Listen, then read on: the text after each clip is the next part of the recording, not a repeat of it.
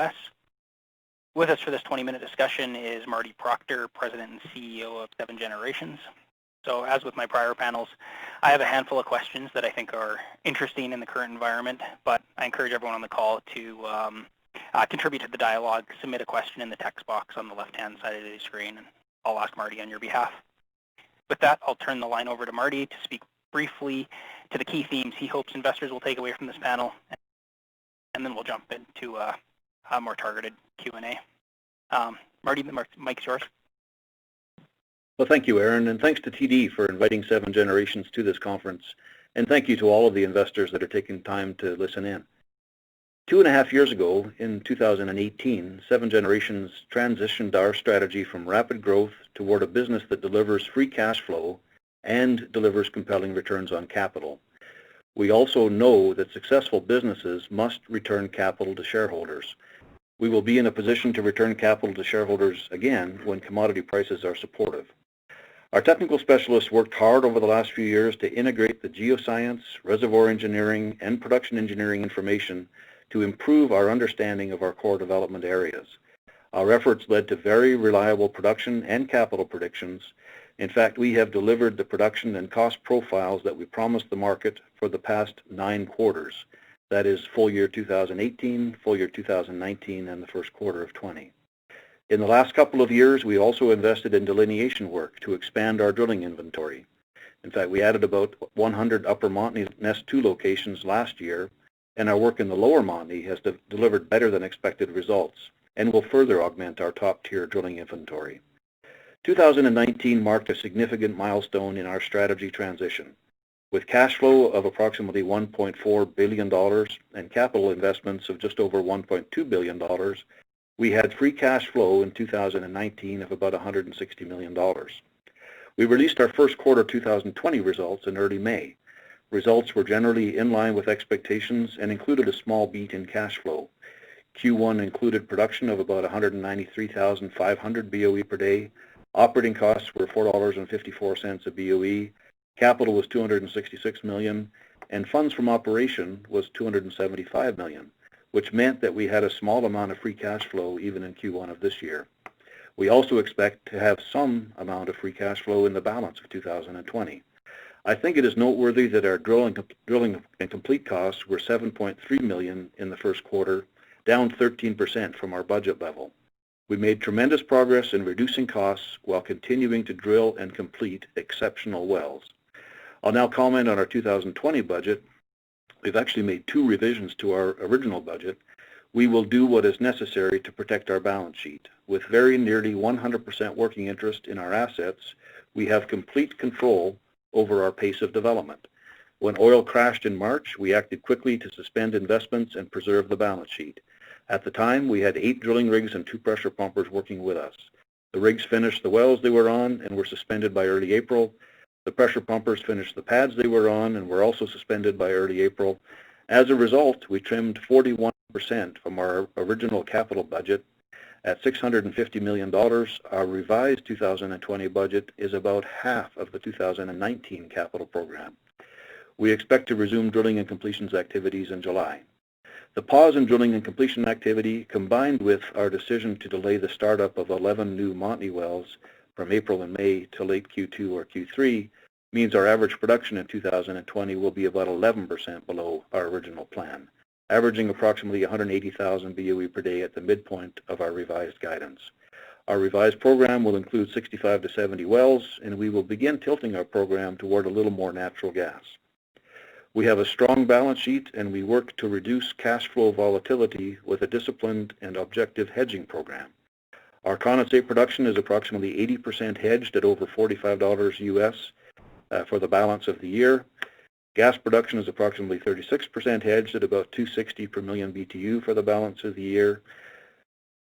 We have about $2.3 billion of debt, and our debt to cash flow at the end of Q1 was about 1.5 times on a trading 12-month basis.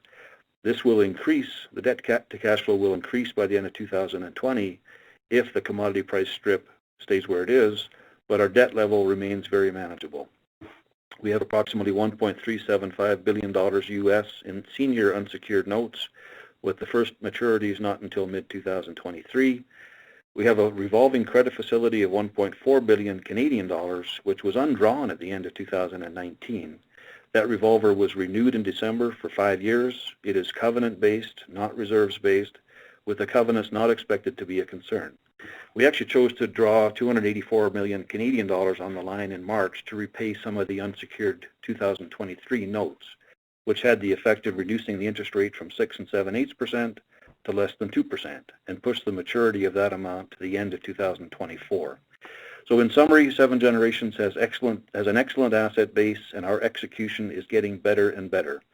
Our sustaining capital has been coming down year by year. Capital costs are improving, operating costs are improving, and we recently reduced salary and benefits for all staff and right-sized our workforce. Major infrastructure investments are behind us, and very importantly, our corporate decline rate is moderating. With our decline rate moderating and our cost structure improving, we can grow our free cash flow in a stable commodity price environment without growing our production. In the coming years, 7G will have one of the best rates of improvement in free cash flow in the industry. Our balance sheet is strong, and we're well positioned to generate compelling free cash flow when commodity prices recover. I'm happy to take any questions that you might have, Aaron. Sure. Thanks, Marty. I appreciate that. I'll start with a macro high-level question. As the country's single largest condensate producer, could you provide a bit of a market overview? What is Canadian demand? How much of that's being filled by domestic production? And how do you see that mix changing over time? Sure, yeah. As you know, 7G has pursued the liquids-rich area of the Montney. Our typical production mix is about 42 to 44% gas, 32 to 36% condensate, 22 to 24% other NGLs, being ethane, propane, and butane. So our Q1 production included about 500 million cubic feet per day of gas and about 70,000 barrels per day of condensate. As you said, we're Canada's largest condensate producer. Condensate currently achieves its highest value as a diluent for heavy oil. So in order to pipeline the very viscous heavy oil, the bitumen producers have to mix the heavy barrels with much lighter condensate barrels at a ratio of about 2 or 3 barrels of heavy to 1 barrel of condensate. The supply and demand outlook for condensate is strong. Canada is structurally short of condensate. Local demand is about 700,000 barrels per day, and local supply is only about 400 to 450,000 barrels per day.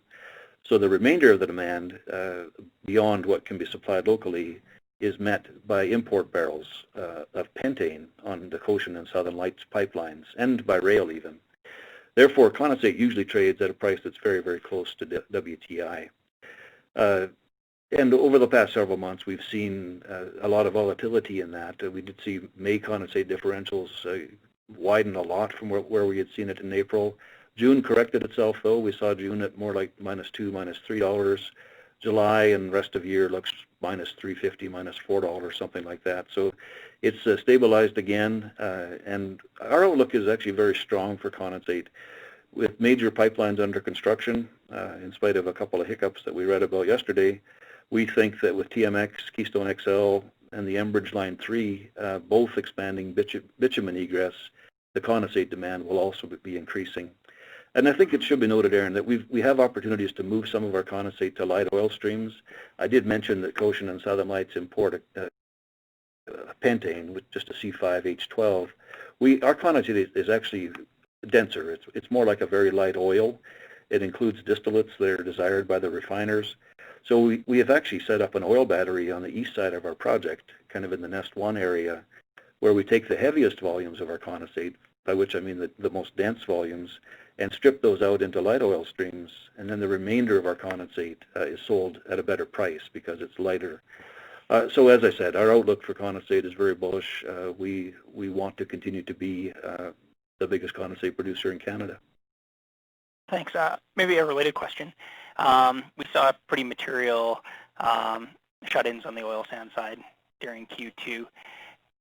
Did you see any loss of demand, or were you able to market all your condensate volumes even during that period of pretty significant demand destruction? I guess my question is, was the demand destruction that we saw a volume placement issue, or was it purely just a differential issue? Yeah, for us it manifested as a differential issue, and yet still, even with the wider differentials on a lower WTI, we more than met our cash costs by continuing to produce. We did see, as I had mentioned, a wide differential in May. We then, because of that, we chose to defer the startup of 11 of our new wells by a few months to make sure we could capture a better price for those barrels of condensate. It's hard to pin down exactly how much condensate, or sorry, how much heavy was shut in, and therefore the impact on condensate demand. But it was, we think, something in the range of 120 to 200,000 barrels per day of temporarily reduced condensate demand. And most of that was taken up by reduced imports, it seems. They would tend to be the higher cost barrels of condensate. Some operators shut in some condensate, a relatively small amount. Operators like us chose to defer the startup of new condensate, and therefore declines that were naturally occurring would have meant that we produced less condensate in Q2 than we did in Q1. So that was kind of how things balanced. As I say, it kind of quickly corrected, and so we're already seeing, we saw a very good differential in June between $2 and $3, and for the rest of the year, it seems like it's actually getting back to more normal levels. Okay, thanks, Marty. If I can shift gears a little bit, just want to focus on free cash flow and sustainability and what you're going to do with that free cash flow. So over the past year, between improvements in your decline rate and improvements in capital efficiencies that you alluded to in your introductory comments, how much do you think 7Gen's reduced sustaining capital by relative to 2019 or 2018? And maybe what would you estimate your current sustaining capital to be relative to cash flow? Yeah, it's a very good point, and as I said, it's something we've been very focused on for 2.5 years-ish. 2018, just to calibrate all this, in 2018 our sustaining capital was probably close to $1.3 billion. 2019 about $1.1 billion. This year our original budget was $1.1 billion, of which we contemplated probably about $1 billion was to sustain production at about 200,000 barrels equivalent per day. And then with the two revisions we made to our budget, we've reduced our capital program this year to about $650 million. Which we think we can, we think next year we can probably have about the same capital program and still have about the same average production rate as we're now going to have in 2020. So this 180,000 barrels equivalent per day at the midpoint for 20, we think we could produce the same amount in 21 for a similar level of capital to our revised 2020 level. So something in the $650 to $700 million range. So essentially that becomes our sustaining capital number, you could say. Granted, we're sustaining a lower level than we had sustained previously, but I think very important, I mean, the main reasons why we're seeing less sustaining capital is the decline is coming down substantially. Capital costs are coming down substantially. Margins are increasing because our operating costs are down and our G&A is down. And then, of course, we're protecting a lower level of production. But when I look out, say, 2 years, just to tie this to the decline again, we think that mid-2022, we're probably looking at a decline in the mid-30s. Every year that decline comes down by 2 or 3%. That alone is something like 70 million, if not more, off of the sustaining capital requirements. Therefore, that amount in a stable commodity price environment goes to additional free cash flow. So that combined with the well cost savings and other capital savings mean an expanding free cash flow profile. And I want to emphasize, I know I mentioned it already, but those well cost savings are material. So even in the first quarter at $7.3 million to drill and complete our wells, that was 13% lower than we had budgeted. If you take that to let's call it $1 million savings per well, over our inventory of nest locations, which is more than 1,300, I mean, you're talking about an undiscounted future capital requirement that's over $1.3 billion less. So all those things combined should feed a much better free cash flow profile for our company. I guess my next question comes to, how do you prioritize the use of free cash flow going forward? In the past, you allocated pretty significant capital to an NCIB. Have your priorities changed sort of post-COVID? Is debt reduction more important than an NCIB going forward? Or are you happy driving shareholder value through share repurchases? Just how do you think about the use of free cash flow? No, it's a great question. And I think we entered this year with higher confidence, I suppose, in our being anti-fragile, being resilient. As I said, our debt to cash flow at the end of the first quarter was 1.5 times on a trailing 12-month basis. It was 1.3 or 1.4 at the end of last year. So those were fine numbers. That was at a WTI of expected to be $50 or so. With WTI at 40 now, and it was in the 30s earlier, our debt to cash flow is too high. And so, yeah, I think we've changed our expectations, and our allocation of free cash flow will be different. We did say with our budget this year, even the original budget, that we would split free cash flow between debt reduction and share buybacks. Now share buybacks are on the back burner, and we will be applying free cash flow to debt reduction. I think this has shown us that we weren't quite as anti-fragile as we want to be, and that a lower level of debt will be better for our shareholders for the longer term. So I think we would now want to target something in the 1 times debt to cash flow range at, say, a $50 WTI. This year, it's going to be higher than that, of course, and it's less comfortable for us. Okay. I just wanted to circle back on one of the points you made about growing free cash flow by allowing your decline rate to moderate and have production stay generally flat. So I think one investor concern under that strategy is that while growing free cash flow by allowing your decline rate to moderate, is that under a flat production scenario, C5 plus as a percentage of your total production may taper off with time and sort of offset any benefit of the moderating decline rate. You're about a year into this free cash flow based strategy. What are you seeing in regards to stability of your CGRs? Yeah, it's a good question. I'm first going to just note that, I mean, clearly there's 3 factors that drive an exploration and production company's ability to generate full cycle profits for investors, and that's the netbacks you receive, which historically have tended to be higher for liquids-rich companies. It's capital efficiencies, which are important, and as I say, we're making progress on improving those, and its decline rate. So those are the 3 things that really are the factors that we have to manage as well as possible.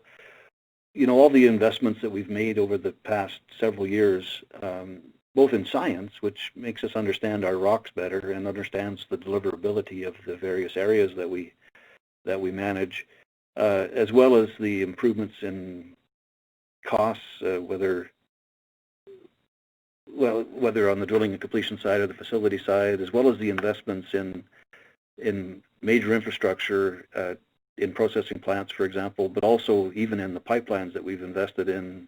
Like last year, we invested $120 million in a pipeline network to connect Nest 3 to our core.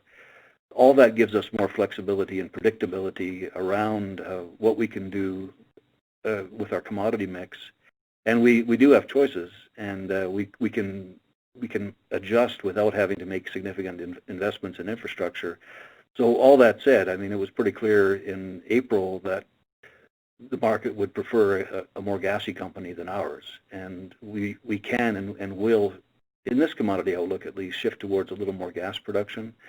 That said, and I think now back to really the main element of your question, our C5 plus or our condensate yield, we can manage that. So if we wanted a higher condensate yield, we would drill more Nest 2 and especially more Nest 1. If gas prices are attractive, we can drill more Nest 3. And so we have that flexibility. You know, we're going to do what we can to maximize that free cash flow. And now that's one more lever for us. Understanding the asset and have the infrastructure in place, having the infrastructure in place allows us to tilt our development program to where we can get the best commodity prices. All that said, I think over the next few years, our condensate yield probably won't be very different than it's been historically. You know, I think we've been talking about maybe an increase in gas ratio of 2%-ish as we push a little more Nest 3 drilling. And what I'm talking about is going from Nest 3 being 15% of the budget to being more like 25% of the budget. That doesn't change our overall condensate yield very much. And we will have the ability, if commodity prices, if oil prices, therefore condensate prices improve, to go back to more Nest 2 and Nest 1. Perfect. Thanks, Marty. Our entire 20 minutes is up. We'll wrap it up there. If anybody had any additional follow-up questions, feel free to reach out to me. Aaron, feel free to reach out to Marty at the company. And we'll leave it at that. Thank you again for your time.